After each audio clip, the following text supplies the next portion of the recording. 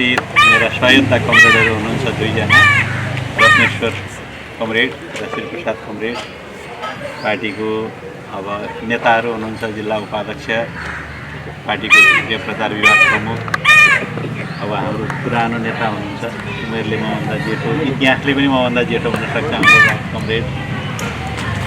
अब यहाँ उपस्थित हुनुभएका सबै पार्टी कमरेडहरू सबैलाई मेरो नमस्कार छ। यो मध्य प्रदेश बने पश्चात जनकपुरमा म पहिलोपटक आएँ। यो प्रदेशमा पत्रकार साथीहरूसँग भेटघाट गर्ने गरी उपस्थित भएको पनि यो पहिलो पटक नै हो। पार्टीको नेकपा एकीकृत समाजवादीको उपमहासचिव तथा पार्टीको प्रचार विभाग प्रमुखको रूपमा मैले कमरेडहरूको बीचमा, पत्रकार मित्रहरूको बीचमा पार्टीका केही समसामयिक धारणाहरू राख्नु उपयुक्त लागेको छ। अहिले हामी चुनावको मुखमा छौँ। वैशाख 30 गते स्थानीय तहको निर्वाचन हुँदैछ। यो एक प्रकारको सानो जनमत सङ्ग्रह हो। आम निर्वाचनलाई यदि हामीले ठुलो जनमत सङ्ग्रह मान्ने हो भने यो स्थानीय तहको निर्वाचनले पनि जनमतको परीक्षा गर्दछ। हाम्रो पार्टी पनि मैदानमा छ। हाम्रो पार्टी यतिखेर कलम चुनाव चिन्ह लिएर मैदानमा छ र कलमले अब हाम्रो मुलुकको भविष्य लेख्छ भन्ने हामीलाई लागेको छ। जे लेख्छ नेपालको समाजवाद निर्माण गर्ने सपनाको लागि लेख्छ। जे लेख्छ हाम्रो राष्ट्र, राष्ट्रियता, राष्ट्रिय स्वाभिमान र अखण्डतालाई जोगाउनका लागि लेख्छ। सर्वहारा श्रमजीवी जनताको अधिकतम हित र विकासका लागि लेख्छ। त्यसकारण कलम जनताको बीचमा छ। जनताको प्रत्येक पंक्तिले कलम नसमाएको ठाउँ समय हुँदैन। जब हामी सानो अवस्थामा कख लेख्न सुरु गर्छौँ त्यो बेला श्री पञ्चमीका दिन, वसन्त पञ्चमी पनि भनिन्छ क्यारे, वसन्त पञ्चमीका दिन, सरस्वती पूजाको दिन क लेख्न सुरु गर्छौँ कलमबाटै। मान्छेको जीवनको सभ्यताको उषाकिरण, उसको जीवनको सभ्यताको उषाकिरण त्यही कबाट सुरु हुन्छ र त्यही कलमबाट सुरु हुन्छ। यो ज्ञानको, सभ्यताको, गौरव गाथाको जेको इतिहास पनि लेख्ने कलम आज बोकेर आज हामी आएका छौँ। यसको बडो ठुलो साङ्केतिक, भावनात्मक, महत्त्वपूर्ण अर्थहरू छन् भन्ने हामीलाई लाग्छ। कलम लिएर जनताको बीचमा आएकोमा हामी हाम्रा ठाउँबाट खुसी व्यक्त गर्दछौँ र आम जनतालाई, मतदातालाई, सबै शुभचिन्तक समर्थकहरूलाई कलमको व्यापक रूपमा तलसम्म प्रचार गरिदिन र कलमलाई स्थापित गरिदिन, यो कलमले लेखेको कुरा नेपालको हितको लागि लेख्छ भन्ने सम्झाइदिन पनि म अनुरोध गर्दछु। आज देशको राजनीति निकै गम्भीर मोडहरूबाट गुज्रिरहेको छ। भर्खरै मात्र हामीले अनेकौं तनावहरूका बीचबाट अमेरिकी सहायताबाट प्राप्त गरिएको मिलेनियम च्यालेन्ज कम्प्याक्टलाई पारित गर्ने ठाउँमा आइपुगेका छौँ। नेपालको संसदले त्यसमा एक प्रकारको ऐक्यबद्धता देखाएको छ, सङ्कल्प देखाएको छ। एमसीसी सम्झौताभित्र भएका कमजोरीहरूलाई सच्याउने हिम्मत देखाएको छ। अमेरिकाले कुनै सम्झौता अथवा नेपालका सरकारले विगतमा गरेका कुनै सम्झौताहरूले मात्र हाम्रो देशको राष्ट्रिय स्वाभिमानलाई त्यसले मात्र नेतृत्व गर्दैन, त्यसले बिगार्छ।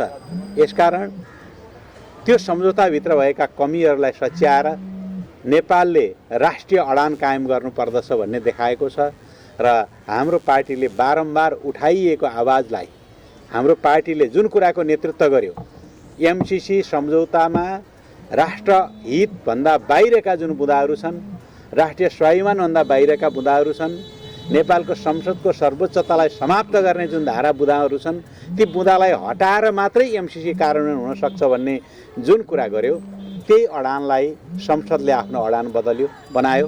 अर्थात् एकीकृत समाजवादीको अडानलाई नेकपा माओवादी केन्द्रले पनि स्वीकार गर्यो, नेपाली कांग्रेसले पनि स्वीकार गर्यो, अन्य दलहरूले पनि स्वीकार गरे।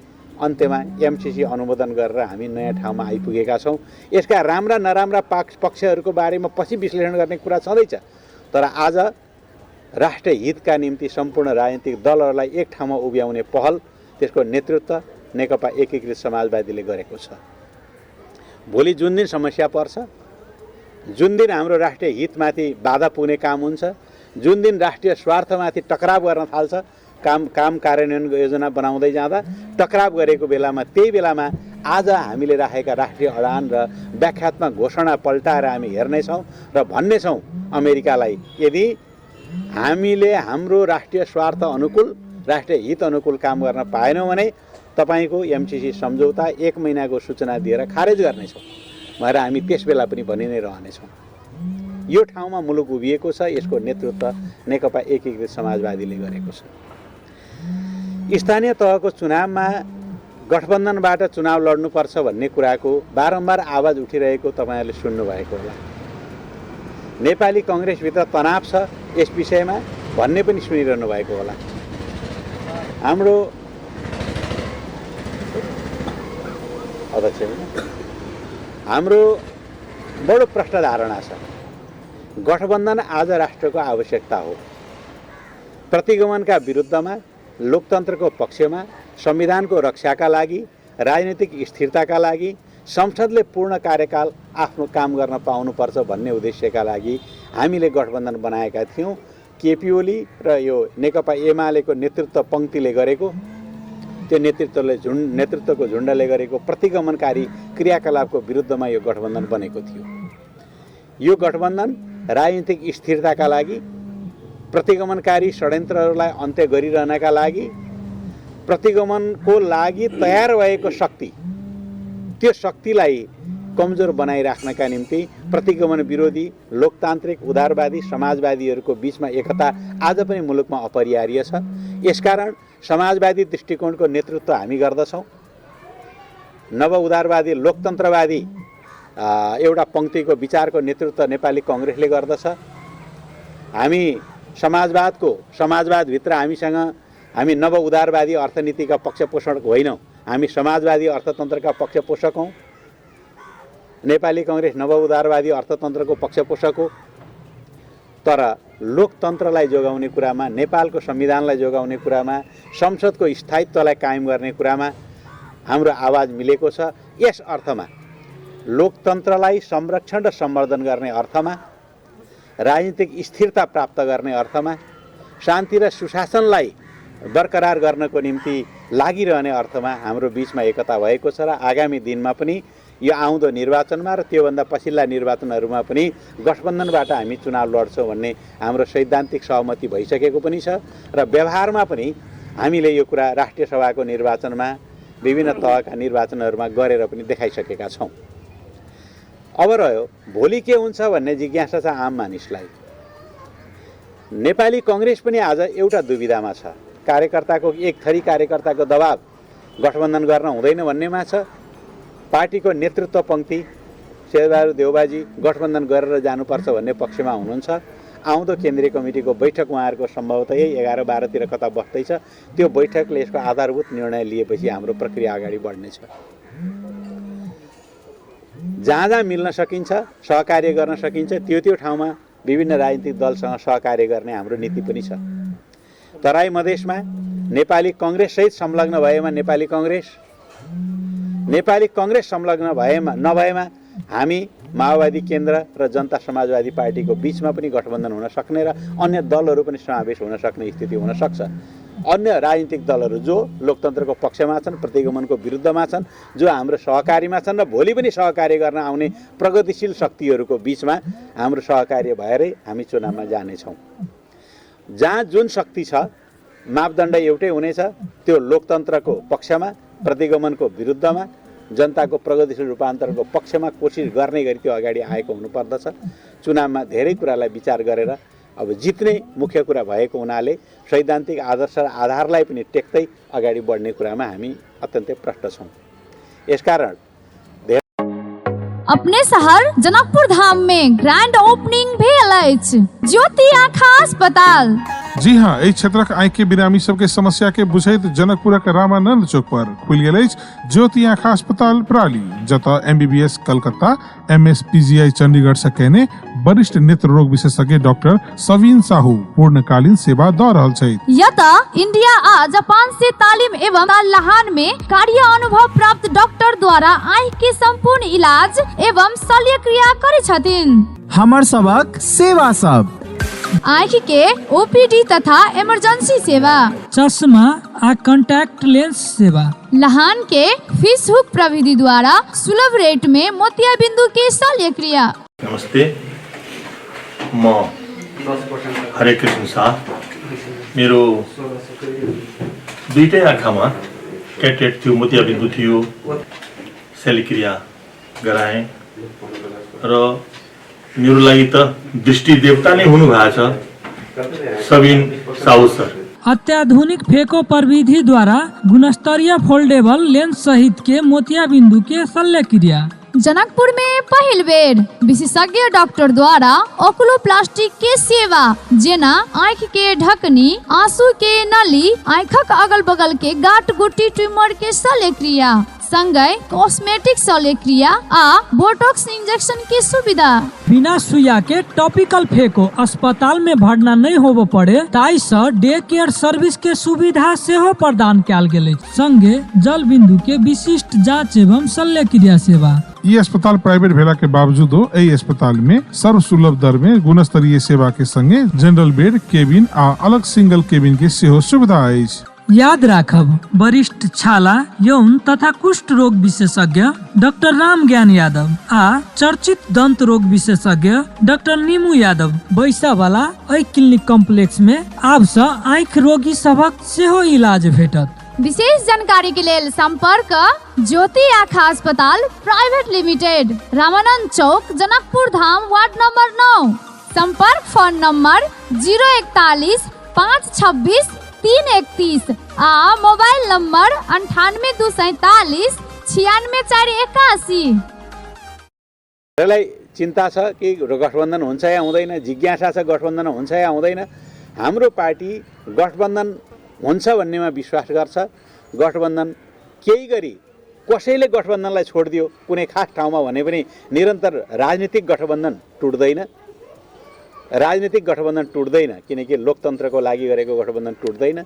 चुनावको तालमेलमा कहिलेकाहीँ तलमाथि पर्यो भने यसमा हामी अन्यथा लिने छैनौँ, स्वाभाविक रूपमा लिनेछौँ। किनकि चुनाव भनेको कार्यकर्ताको एक प्रकारको लोकतान्त्रिक उत्सव पनि हो। चुनावलाई कार्यकर्ताहरूले उत्सवको रूपमा मनाउँछन्, लोकतन्त्रमा मेरो परीक्षा गर्छन्, म कति लोकप्रिय छु भनेर जनताको बिचमा आफ्नो परीक्षा गर्छन्। यस्तो बेलामा अन्य दलहरूसँग मिलेर तलमाथि राम्रो गर्न सकिएन भने पनि आफ्नो ढङ्गले प्रतिस्पर्धा गर्ने ठाउँलाई हामीले जीवित राखिदिनुपर्छ। यसकारण हामी बडो लचकदार छौँ। सैद्धान्तिक रूपमा हामी गठबन्धनमै छौँ।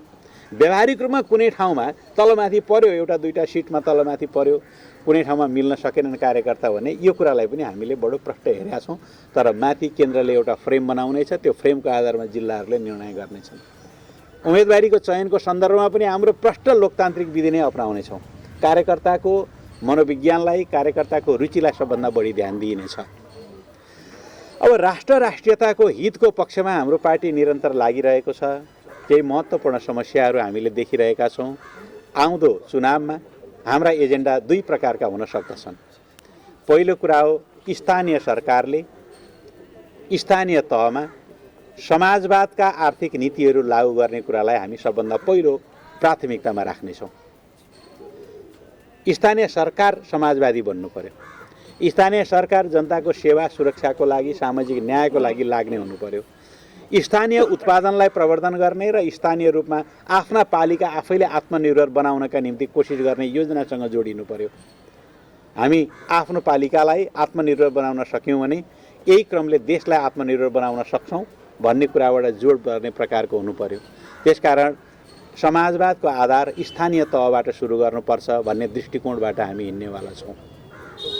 जाति, भाषा, धर्म, लिङ्ग, वर्ण, संस्कृति, भूगोलका नाममा गरिने विभेदहरूलाई अन्त्य गर्ने गरी स्थानीय तहका हाम्रा जनप्रतिनिधिहरूले काम गरून् भन्ने दिशाबाट हामी हिँड्नेछौँ। आर्थिक रूपले देशलाई आत्मनिर्भर, स्वावलम्बी बनाउन जग स्थानीय तहबाटै सुरु हुन्छ भन्ने दृष्टिकोण राख्दछौँ र हाम्रा दिशाहरू त्यतातिर केन्द्रीकृत हुनेछन्। हाम्रा सीमाका समस्याहरू छन्। तपाईँहरूलाई थाहा होला, देशको 50औं ठाउँमा सीमा मिचिएको छ। तपाईहरुलाई थाहा छ अहिले लिम्पियाधुरा र कालापानीको बारेमा अत्यन्तै ठुलो विवाद तनाव भइ नै रहेको छ।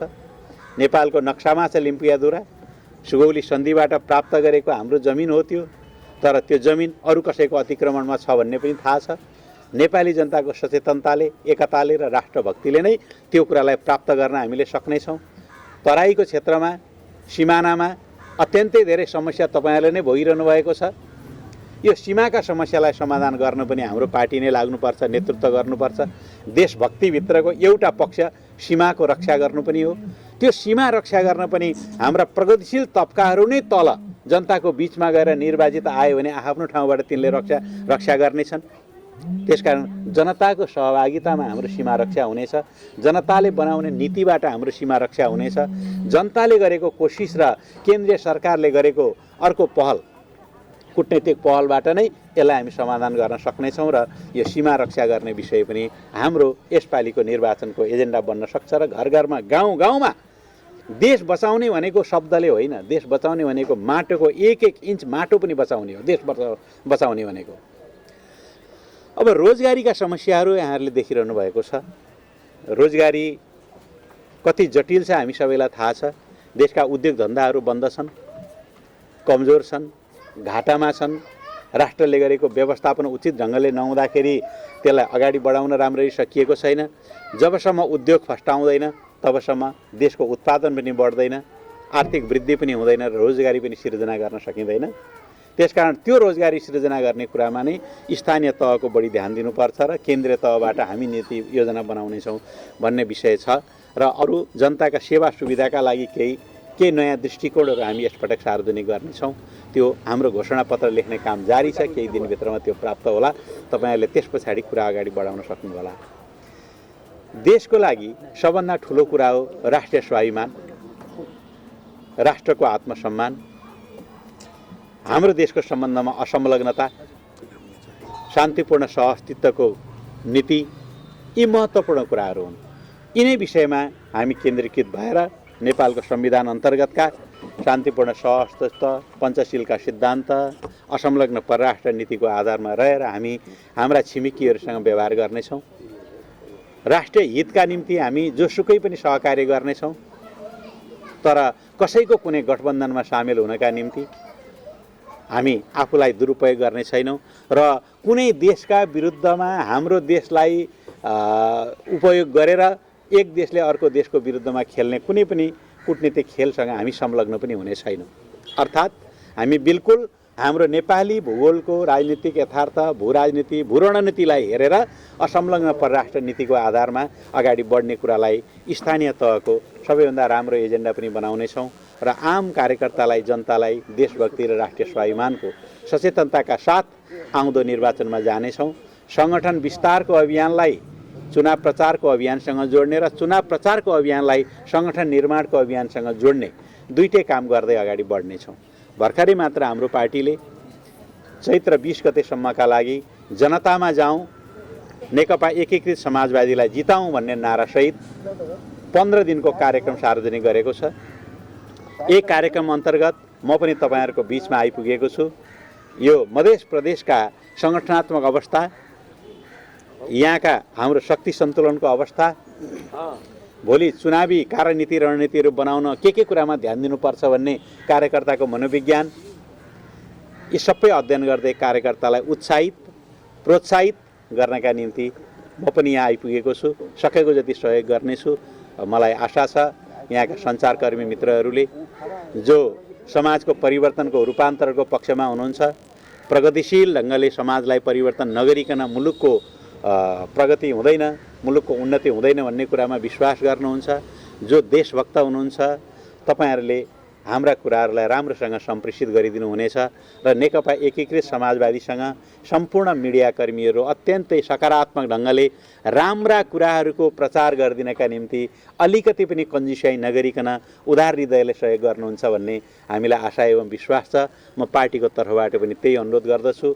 तपाईहरुका समस्याहरू बारेमा पनि हामी आफ्ना विचारहरू प्रष्ट पार्नेछौँ। श्रमजीवी पत्रकारहरूको जीवन कस्तो छ, पारिश्रमिक कस्तो छ, तिनको रोजगारीको अवस्था कस्तो छ, धेर थोर हामीलाई जानकारी छ। तर पनि यसलाई अझ प्रष्ट पार्नको निम्ति हामीले के कुरामा बढी ध्यान दिनुपर्छ, तपाईँहरूको पनि सुझाव राय सल्लाह तपाईँहरू मार्फत सबैले राय सल्लाह सुझाव दिनुभयो भने हामीले आफूलाई बढी पूर्ण बनाउन सक्नेछौँ। यति भन्दै आफ्नो भनाइ टुङ्ग्याउँछु। धन्यवाद, नमस्कार।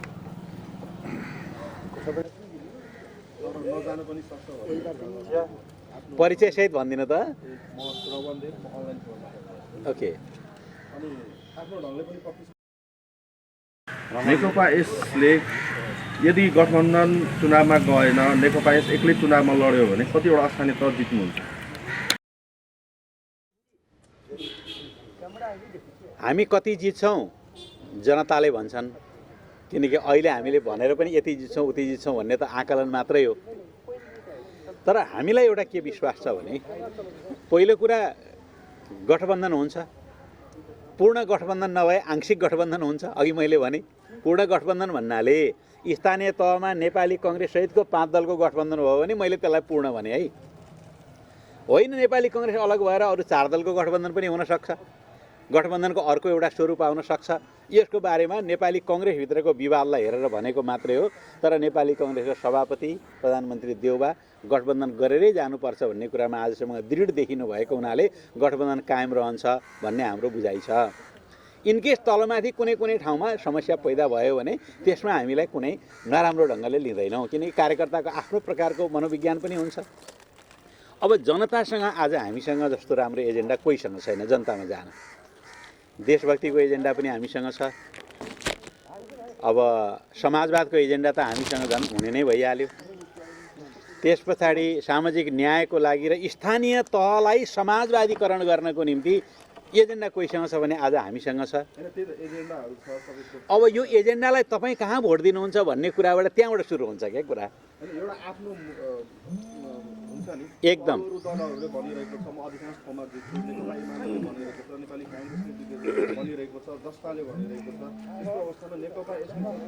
यी हामी 4 दलभित्रमा प्रतिस्पर्धात्मक भोट ल्याउने र प्रतिस्पर्धात्मक सिट ल्याउने क्षमता राख्छौँ भन्ने हाम्रो आकलन छ। चैत्र 20 गते पश्चात जब हाम्रो यो पहिलो चरणको अभियान सकिन्छ त्यो बेलामा लगभग हाम्रो कम्प्लिट चित्र, अनुमानको चित्र भनौँ न, एक प्रकारले सम्भावना नजिक भएको चित्र त्यो बेलामा राम्ररी आइपुग्नेछ। अहिले पनि कतिपय वडाहरूमा हाम्रा वडा कमिटीहरू गठन गर्ने प्रक्रिया चलिरहेको छ। पार्टीको सङ्गठन विस्तारको अभियान चलिरहेको छ। त्यो अभियानले पूर्णता पाइसके पश्चात हामी सही चित्र यहाँहरूको बिचमा प्रस्तुत गर्न सक्नेछौँ। तर आजसम्मको प्रारम्भिक अनुमान के छ भने हामी अहिले 4वटा राजनीतिक दलहरू राष्ट्रिय दलको रूपमा छौँ, होइन? यी दलहरूको बिचमा अत्यन्तै प्रतिस्पर्धात्मक भूमिका निर्वाह गर्दै हामी सम्मानजनक उपस्थिति देखाउँछौँ स्थानीय तहको चुनावमा भन्ने हाम्रो आकलन छ। हामी प्रत्येक वडामा प्रत्येक पालिकामा आफ्नो उपस्थिति देखाउन सक्षम हुनेछौँ। एउटा पार्टीको बढी देखिएको छ कि गठबन्धनमा जोड, एउटा तपाईँको पार्टी र अर्को माओवादी, अनि बढी गठबन्धनमा जोड दिइरहेको छ। सामान्यतः बुझाइ के हो भने काङ्ग्रेसले त्यति साह्रो गठबन्धन गर्नुपर्छ गर्नु पर्दैन भनेर उसको नेताले त्यति आएर मिडियाबाजी गरिरहेको छैन र मिडियामा बोली पनि रहेको छैन।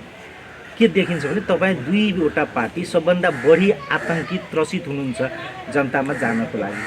कहीँ चुनाव भयो भने गठबन्धन भएन भने शाखा खुन्छौँ। दिमागमा कुनै राजनीतिक दलमा मैले भोट हाल्छु भनेर उहाँ कुनै सम्झौतामा हुनुहुन्न। जनताहरू जनताको स्वेच्छाले रुचिले मतदान गर्ने कुरा हो। हिजो कुनै पार्टीमा मतदान गरेको भए भोलि अर्को कुनै पार्टीमा मतदान हुन सक्छ। तराईमा पनि म कतिपय सल्लाइरहेको देखेको छु। नयाँ नयाँ पार्टीहरू जन्मिएका छन्, आन्दोलन गरिरहेका छन्, केही गरिरहेका छन्। उसले पनि जनताको मत आकर्षित गर्छु भन्ने कोसिस गरेका छ। हामी किन गठबन्धनको पक्षमा बढी लागेका छौँ भन्ने कुराको महत्त्वपूर्ण विषय हो यो। हामी किन लागेका छौँ भने हामी कम्युनिस्ट पार्टीमा थियौँ, नेकपा एमाले र माओवादी केन्द्र बनाएर हामीले त्यसबाट चुनाव लड्यौँ र नेकपा बनायौँ। पार्टी विभाजित भयो। विभाजित हुनुपर्ने कारणहरू आफ्नो ठाउँमा छँदैछन्। केपी ओलीको अकर्मण्यताले कति विभाजनमा सहयोग पुर्यायो आफ्नो ठाउँमा छ। तर अब हामीलाई एउटा चिन्ता चाहिँ छ।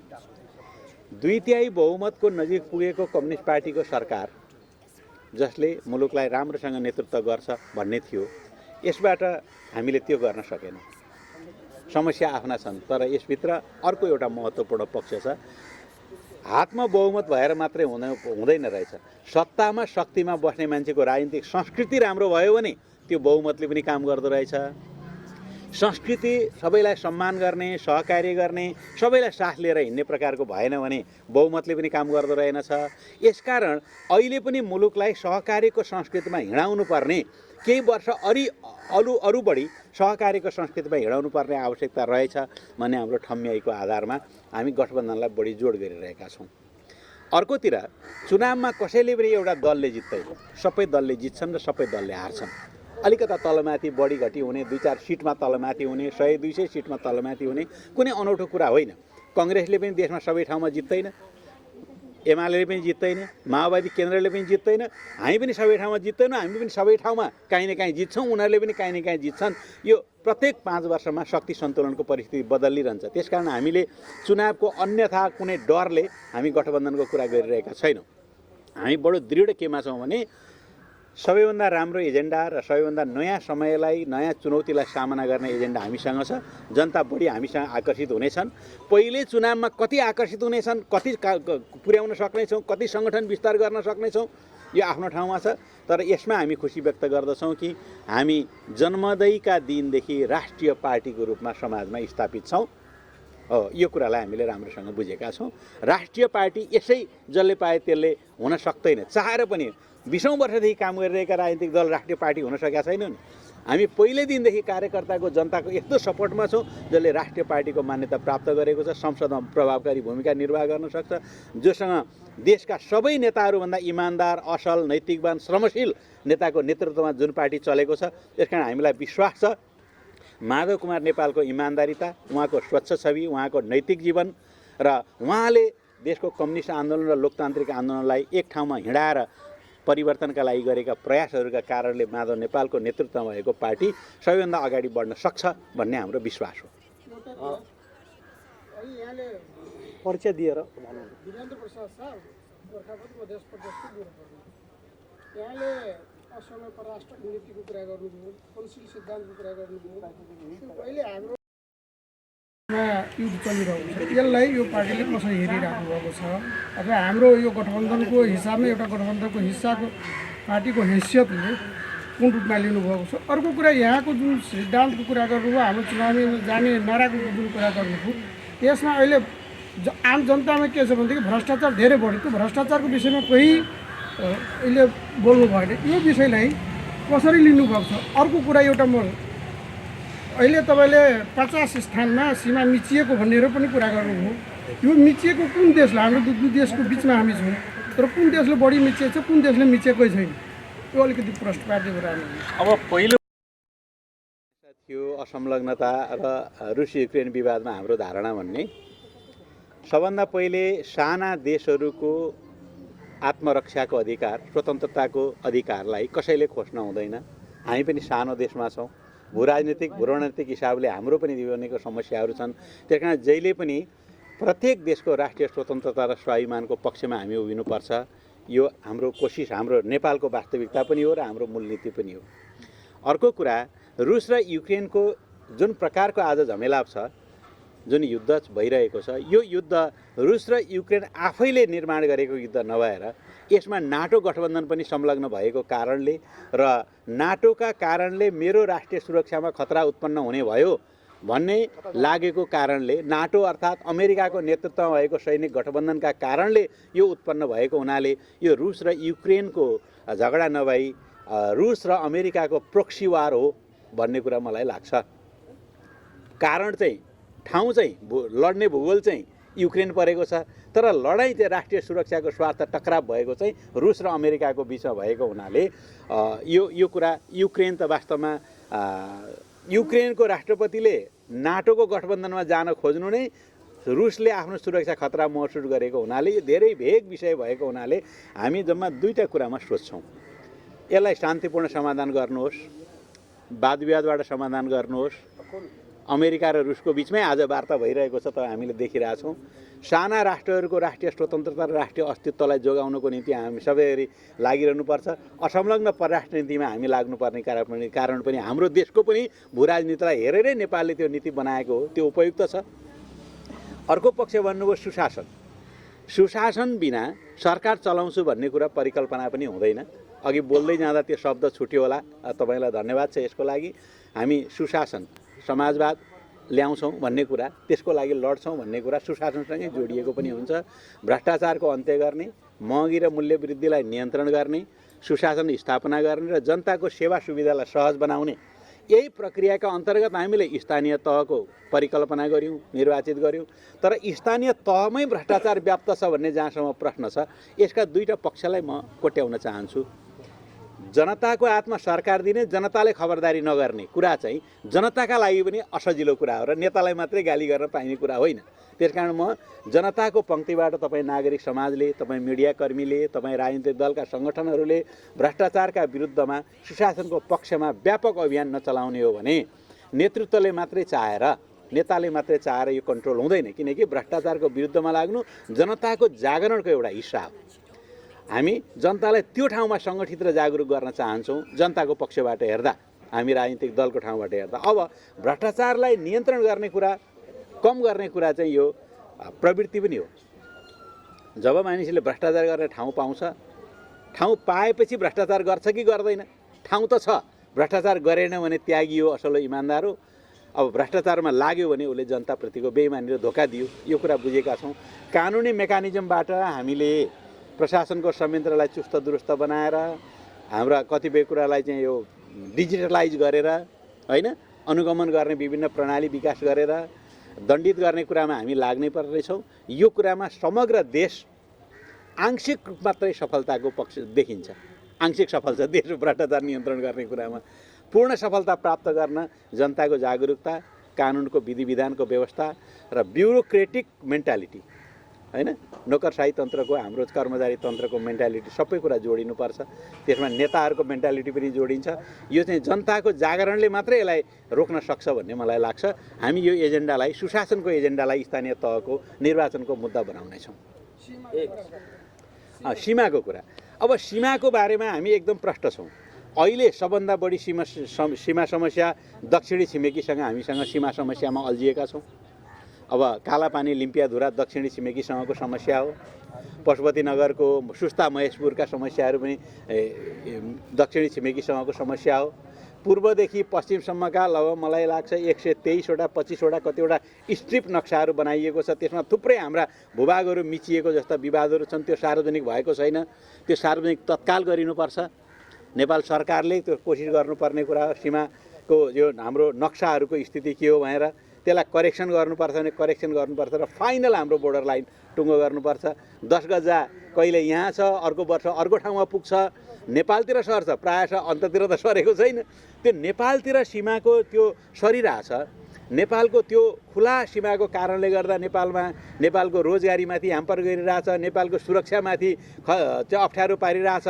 सामाजिक अस्तव्यस्तता पनि हामीले जो निर्माण भएको देखिरहेछौँ हो। यो सीमालाई नियमन गर्ने, रेगुलेसन गर्ने, निश्चित गर्ने, निश्चित विधि प्रक्रियाबाट नेपाल छिर्ने र नेपालबाट बाहिर जाने, यस्ता नियमनका प्रक्रियाहरू अगाडि बढाएर मात्रै हामी तराई क्षेत्रका दक्षिणका खुला सीमामा जोडिएका जनताहरूको अधिकारको रक्षा गर्न सक्छौँ र उनीहरूलाई शान्ति, सुरक्षा र सुशासन दिन सक्छौँ। आर्थिक रूपले हुने गलत क्रियाकलापहरूलाई रोक्न सक्छौँ भन्ने हामीलाई लाग्छ। उत्तरतिरको अहिले एउटा विवाद उठिरहेको छ। कुनै एउटा ठाउँमा, फलानु ठाउँमा उत्तरबाट सीमा मिचियो भन्ने, त्यसको सरकारले एउटा अध्ययन कार्यदल बनाएर त्यो पनि अध्ययन गरिरहेको छ। त्यसको रिपोर्ट आएपछि त्यो भन्न सकिन्छ। तर आम रूपमा चाहिँ कस्तो देखिन्छ भने उत्तरतिर सीमाका धेरै ठुला समस्या देखिँदैनन्। यदा कदा कुनै ठाउँमा भएको भए त्यो छलफल हुन सक्ला। अब आफ्नो ढङ्गले चीनले पनि कुरा क्लियर गरिरहेकै छ। कतिपय बेलामा नेपाल सरकारले, शेरबहादुर देउबाजीले नै एउटा कुनै अध्ययन कार्यदल के बनाउनु भएको छ, त्यसको रिपोर्ट पनि आइसकेको जस्तो हामीले देखेका छैनौँ। त्यो रिपोर्टको आधारमा नेपालको सरकारले उत्तर या दक्षिण या जुनसुकै ठाउँमा नेपालको 1 इन्च भूमि अर्कालाई दिन्नौँ भन्ने प्रतिबद्धताका साथ काम गर्नुपर्छ। निर्वाचन प्रणाली अत्यन्त महँगो भयो भन्ने सर्वत्र आलोचना हुँदै आएको छ, जुनमा अहिले समाजवादको लक्ष्य। मेरो नाम ध्रुव कुमार झा हो। जनकपुर टुडेको लागि अहिले लेखिरहेको छु, पत्रकारिताको विद्यार्थी। यहाँ केही सिक्न आएको छु। यात्रा समाजवादको लक्ष्य समृद्धिको भनेर नारा नै दिनुभएको रहेछ ब्यानरमै। अनि यो यस्तो महँगो चुनावमा कसरी गरिबहरू आउने त, कसरी जोसँग केही छैन कसरी पुग्ने त्यहाँ ठाउँमा? अनि यसको लागि चाहिँ यो पार्टीले के गर्दैछ? हामी एउटा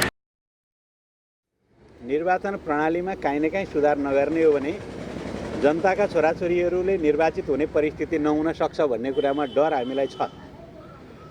अब यसका दुईटा पक्षमा कुरा भइरहेछन्। एउटा पक्ष छ सम्पूर्ण रूपले समानुपातिक समावेशी निर्वाचन प्रणालीमा जाँदाखेरि निर्वाचन खर्च कम हुन्छ भन्ने आवाज पनि देशमा उठिरहेको यहाँहरूले सुन्नुभएको होला। त्यो ठाउँमा जाँदा पनि प्रतिस्पर्धाको मानिसको भावना क्षमता र प्रतिस्पर्धाको चिजमा हामी नजाँदाखेरि फेरि लोकतन्त्रमा कुनै राम्रो प्रकारको सकारात्मक परिणाम आउँदैन। त्यो एकदम मोनोटोनस प्रकारको मात्रै हुन्छ। त्यही प्रतिस्पर्धालाई र समानुपातिक निर्वाचन प्रणालीलाई जोडेर हामीले नयाँ निर्वाचन प्रणाली बनाउन खोजेको। अहिलेको संसदको 275 को सिटमा यदि हामी अनुमान गऱ्यौँ भने समानुपातिक सांसदहरूको कारणले गर्दा निर्वाचन खर्च घट्या छ, प्रतिस्पर्धात्मक सिटहरूको कारणले गर्दा निर्वाचन क्षेत्र खर्च बढ्या छ। अब हामीले यसलाई के गरेर नियन्त्रण गर्न सक्छौँ? जस्तै मानौँ चुनाव प्रचार प्रसार गर्ने प्रणालीलाई बढी डिजिटलाइज गर्न सकियो भने, सरकारले यसका लागि, निर्वाचन आयोगले यसका लागि सजिलो विधि प्रविधि बनाइदिन सक्यो भने, निर्वाचन आचार संहितालाई अत्यन्तै टाइट गरेर अत्यन्तै कडा गरेर नयाँ विधिमा जान सकियो भने के गर्न सकिन्छ भनेर अध्ययनको विषय छ। तर यो प्रणाली आज भर्खर 5 वर्ष भयो। अब 10 वर्ष नभइकन सामान्यतया यस्तो रिभ्यू हुँदैन। अर्को पटक आउँदासम्म हामीलाई रिभ्यू गर्नुपर्छ र नयाँ ढाँचाबाट लानुपर्छ भन्ने विषयमा सोच्नेछौँ। हरेक कुराका मेरिट डिमेरिट छन्। समानुपातिक समावेशीमा लग्यो भने पनि अर्को डिमेरिट सुरु हुन्छ। अब प्रत्यक्षमा मात्र लग्यो भने पनि अर्को डिमेरिट, अर्को अवगुणहरू प्रतिक्रियाहरू सुरु हुन्छन्। त्यसकारण यो चाहिँ आम चासोको विषय भएको हुनाले सबैको राय सुझाव सङ्कलन गरेर राष्ट्रले नयाँ चुनावमा नयाँ ल्याउनुपर्छ। तर मेरो विचारमा यो चुनाव